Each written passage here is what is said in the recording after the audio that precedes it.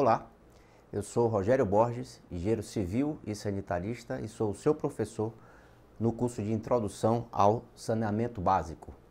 Dando continuidade, vamos para a nossa quinta aula, abordar aí assuntos relativos ao arcabouço legal, voltado ao saneamento básico e atribuições legais do profissional do engenheiro sanitarista. Uma rápida revisão, como sempre a gente tem feito, do assunto visto na aula anterior, onde vimos o cenário do saneamento ao redor do mundo e no Brasil especificamente.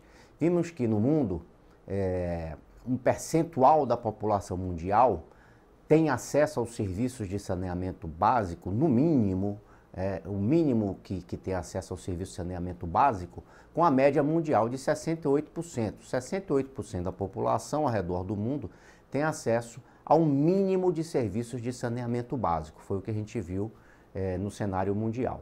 Olhando para o Brasil em relação à água e esgoto, a gente tem que cerca de 99% dos municípios brasileiros têm algum tipo de serviço de saneamento básico, tem algum tipo de rede de abastecimento de água, e no que diz respeito a esgoto, apenas 55% dos municípios têm algum tipo de rede coletora de esgoto.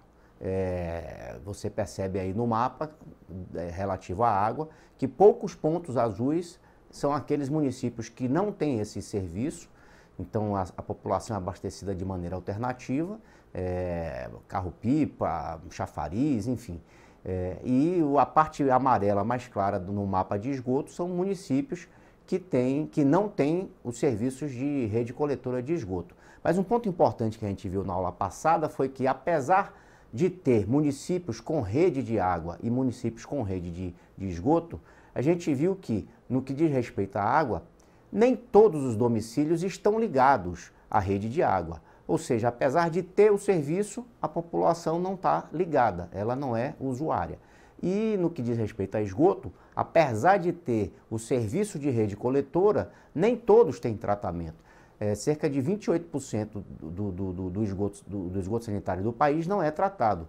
E aí você percebe, nas aulas anteriores, que o ciclo de captar e tratar dos produtos água e esgoto, ele existe de maneira geral, mas não está totalmente fechado no que diz respeito a fornecer água para todo o mercado consumidor, né? Coletar o esgoto desse mercado e tratar para lançar de novo no meio ambiente, que é de onde retira a água. E aí dois princípios, né? O princípio da universalização, que não é atendido 100%, os dois serviços não são atendidos, e o outro princípio do lançamento e o cuidado com o meio ambiente, já que você tem que vincular saneamento básico com saneamento ambiental, tá? Vamos agora para o assunto dessa aula. Falando de arcabouço legal, a gente tem uma série de legislação que trata do assunto e aqui algumas, as principais, mais importantes. Enfim, a Constituição Federal, lógico, a Carta Magna do país, né? E algumas leis que ao longo do tempo foram criadas, sancionadas e que dizem respeito a assuntos vinculados a saneamento básico. O Plano Nacional de Meio Ambiente, Política Nacional de Recursos Hídricos, a criação de uma agência reguladora, a Agência Nacional de Água, algumas diretrizes do saneamento básico. Essa é a lei mais atual que está em vigor e que é muito consultada, a Lei 11.445, que estabelece diretrizes para o saneamento básico. O decreto que regulamenta e um marco legal, a medida provisória 844, que traz muita regra e atributos vinculados à Agência Nacional de Água, ok? Dentro desse arcabouço legal, que é bastante amplo, bem extenso e que vale a pena olhar para todo ele, mas a gente pode destacar aqui alguns aspectos. No que diz respeito à Constituição Federal, faz um vínculo importante no seu artigo 200 do saneamento com saúde pública, posto que é uma obrigação constitucional trazer o agente de saúde pública para participar de toda a formulação de política e execução que envolva saneamento básico. Ou seja, tudo aquilo que a gente viu anterior dos vínculos de conceitos, definições e até com argumentos técnicos vinculando saneamento com saúde pública, você começa a perceber que no arcabouço legal, na Constituição, tem uma obrigação de competência no que diz respeito a planejar saneamento básico, trazendo pessoas, né, agentes da saúde pública para isso.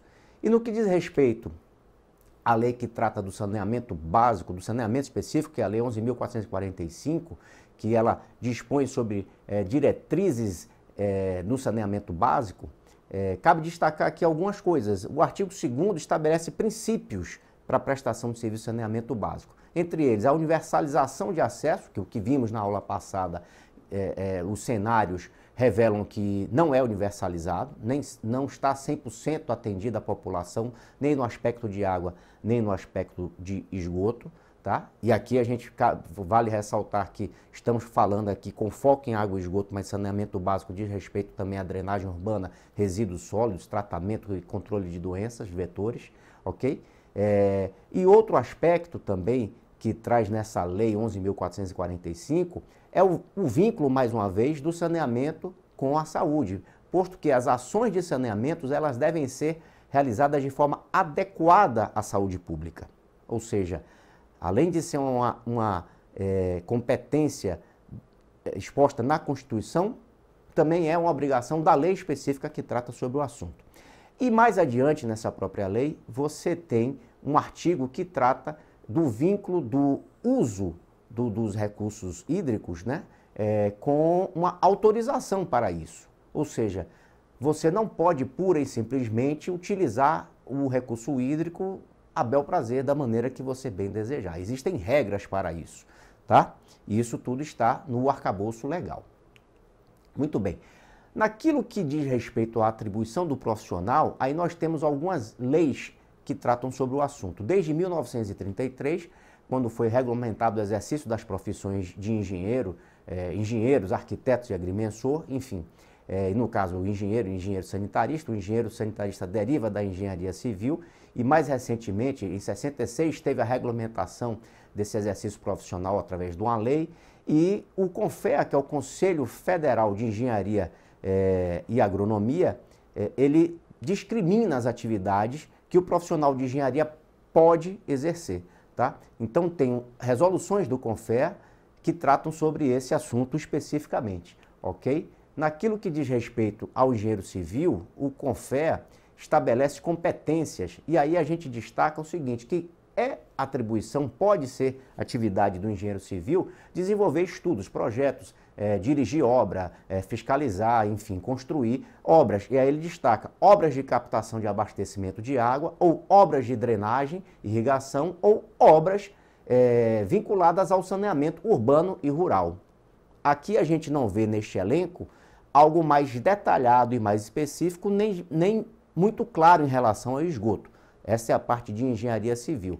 Mas na resolução do CONFEA, na 218, no artigo 18, ela fala a respeito das atribuições ao engenheiro sanitarista. E aqui a diferença é que ela detalha mais as atividades vinculadas a saneamento. Competência do engenheiro sanitarista projetar, dirigir obra, fiscalizar, fazer perícia, elaborar orçamento, planejamento, enfim, as funções diversas da profissão de engenharia, mas com muito mais detalhe as ações de engenharia sanitária. Aqui de forma mais clara e mais específica, atividades referentes a controle sanitário do ambiente, captação e distribuição de água, tratamento de água, de esgoto, de resíduos, controle de poluição, drenagem, higiene, conforto de ambiente, enfim, uma série de atividades vinculadas ao saneamento, coisa que não está descrito de forma clara nas atribuições da engenharia civil. São muitas as discussões de que atividade cabe única e exclusivamente ao engenheiro sanitarista ou não, e cabe também ao engenheiro civil, mas essa resolução do CONFEA é a resolução que regula e que aborda as atribuições legais do profissional de engenharia, ok? Bom, vamos praticar um pouco. Assinale a alternativa correta. O princípio da universalização de acesso a serviços de saneamento é um princípio legal. Questão 2. A formulação de políticas relativas a ações de saneamento básico tem por obrigação envolver agentes de saúde pública. E questão 3, a utilização de recursos hídricos pode ser realizada de forma livre, sem necessidade de autorização prévia, ok? Então, letra A 1 e a 2 estão corretas, letra B, apenas a 3 está correta, ou letra C, todas estão corretas. Quem marcou a letra A, acertou, apenas a 1 e a 2 está correta. Que vimos que recursos hídricos não pode ser usado de forma livre. Tem regras, é só pesquisar qual é a legislação que trata do assunto e ver especificamente quem é que regula sobre o uso dessas águas, ok? Mais uma questão, assinale a alternativa afirmativa correta. Letra A, o engenheiro civil pode exercer atividades referentes a estudo, projeto, direção, fiscalização, construção de obras peculiares ao saneamento urbano e rural. Letra B, cabe ao engenheiro sanitarista exercer atividades referentes a controle sanitário no ambiente, captação e distribuição de água, tratamento de água, esgoto, resíduos, controle de poluição, drenagem, higiene, conforto do ambiente e seus serviços afins e correlatos. Letra C, ambas as alternativas estão corretas, tá? Então, ambas as alternativas estão corretas. Existe uma discussão entre atribuições exclusivas de engenharia sanitária e que não seriam atribuições de engenharia civil, mas, via de regra, em linhas gerais, a resolução do CONFEA que trata do assunto aborda isso dessa maneira daí, ok? Espero que vocês tenham gostado, continue estudando e até a próxima aula. Tchau, tchau. Então, gostou da nossa videoaula? O conteúdo foi retirado do nosso curso online para concurso 2BPED. Quer saber um pouco mais? Visita nosso site. O link está na descrição do vídeo. Bons estudos, até mais. Tchau, tchau.